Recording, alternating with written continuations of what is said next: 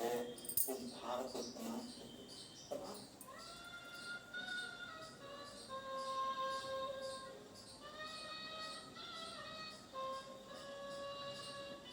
मेरे मस्तिष्क के भार को समाप्त करिए।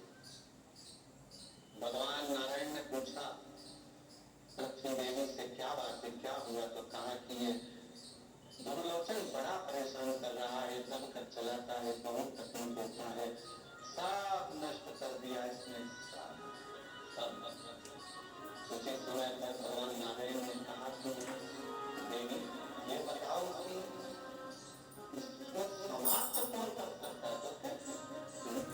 समाप्त तो केवल भगवान महादेव के महादेव के जो प्रधान थे, मां आदिशक्ति भगवान मां जगदम्बा ही उसमें केवल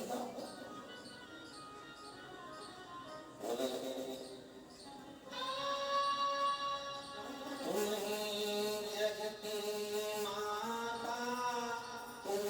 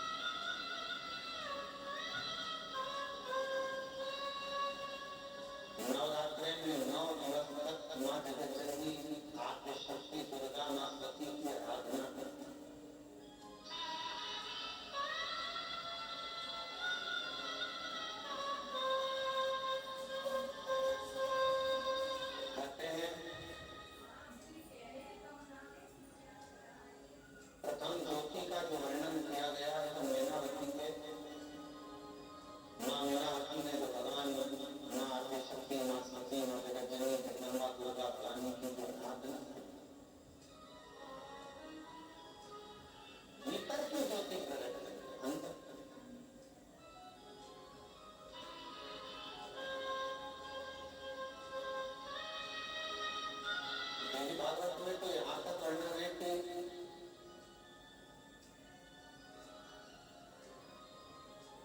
शुक्ल पक्ष की अष्टमी के दिन से लेकर पूरे वर्ष तक मैनावती ने माँ आदि शक्ति दुर्गा भवानी माँ सती की आराधना करी। शुक्ल पक्ष की अष्टमी तक पूरे वर्ष, और जब एक वर्ष तक आराधना मैनावती करती रही माँ जगतजननी माँ सती दुर्गा भवानी की, तो भी जब माँ सती माँ दुर्गा भवानी प्रकट नहीं हुई तो फिर आराधना अपने शुक्ल पक्ष की अष्टमी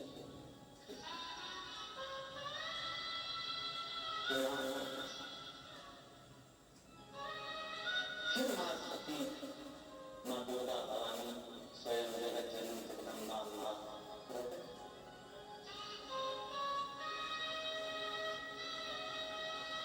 उस समय तक भगवान देवदेव महादेव की धर्म पत्नी थी माँ सती। जिस समय पर माँ सती का आवाहन मैनावती ने किया, देवी भागवत में प्रसंग मिलता है कि माँ मैनावती हिमालय राज्य की धर्म पत्नी भगवान शंकर के साथ जो माँ सती विराजमान है, सती की आराधना करती और माँ सती प्रकट होती है सामने। प्रकट होकर पूछा क्या चलेगा,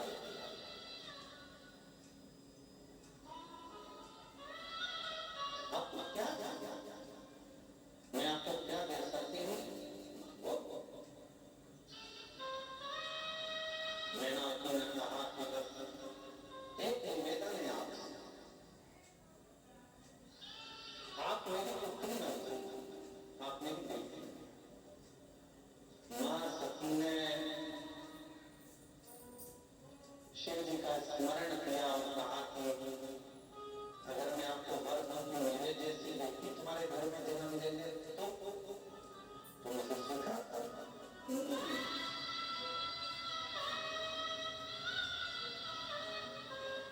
मान लो मेरे जैसी बेटी आपके घर में जन्म ले तो मैं वर दे दूं। हिमालय राज्य की धर्म पत्नी मैनावती ने कहा आपके जैसी नहीं, आप ही मेरे घर में जन्म लो, मेरी पुत्री बनो, बस मुझे यही बस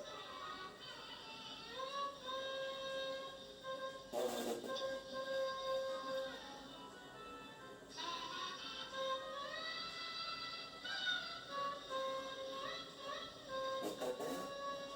कभी सती कभी गोरा कभी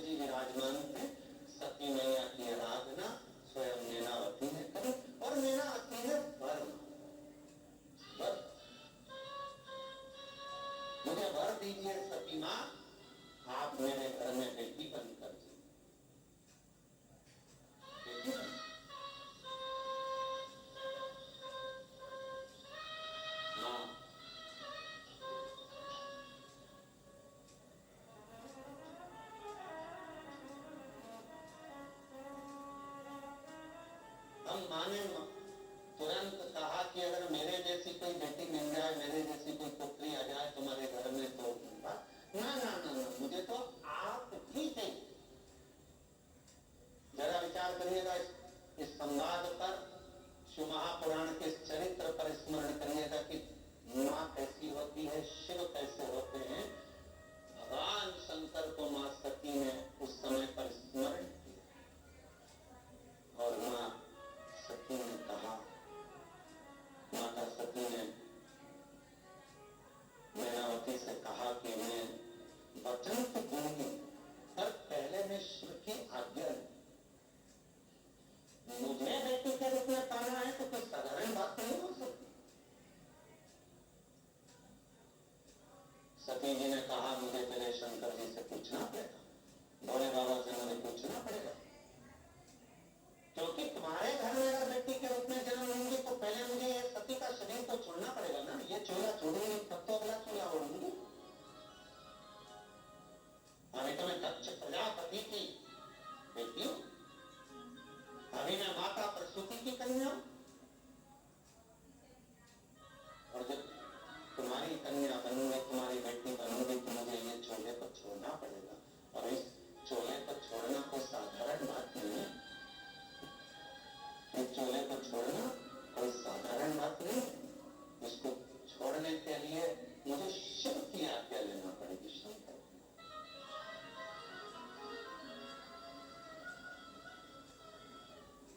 आप तक में लगे रहो, मैं शिव से सती में आ गई। भगवान देवादिदेव महादेव के पास में, भगवान शंकर के पास में और भगवान शिव जी के पास में जाकर मां सती बैठ गई। आज ओगरदानी का श्रृंगार मां सती कर रही और श्रृंगार मां सती सुंदर कनेर के पुष्प माता सती ने उठाए और सुंदर कनेर के पुष्पों से मां सती आज बाबा का जटा का श्रृंगार कर रही है, सुंदर चंद्र का श्रृंगार कर रही है, कर्ण का श्रृंगार कर रही है, गले का श्रृंगार कर रही है। श्रृंगार करते करते जब बाबा के हृदय स्थल पर एक कनेर का पुष्प स्पर्श किया तब शिव जी का नेत्र शिव एक कनेर का पुष्प जब हृदय को स्पर्श किया नेत्र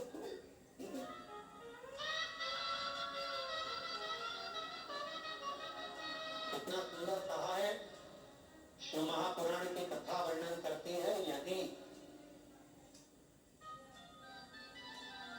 किसी भी अष्टमी तिथि को 12 महीने में शुक्ल पक्ष कृष्ण पक्ष की अष्टमी तिथि पड़ती है, यदि किसी भी अष्टमी तिथि को अगर किसी ने नियम बनाया 5 अष्टमी का, 8 अष्टमी का, 7 अष्टमी का, एक कनेर का पुष्प शिव जी के शिवलिंग को समर्पित करना, अशोक सुंदरी के स्पर्श करना, और जो जलाधारी होती है, जैसे ये शिवलिंग है, ये जलाधारी है, तो पहले शिवलिंग पर स्पर्श, फिर अशोक सुंदरी का स्पर्श, फिर जलाधारी पर कनेर का पुष्प शिव जी की ओर मुख कर कर, अर्थात जैसे मानो ये कनेर का पुष्प है तो ऐसा शिवलिंग का स्पर्श करते हुए जलाधारी पर जो समर्पित करता है, भगवान शंकर उसके मन की कामना को पूर्ण जरूर करते हैं। एक कनेर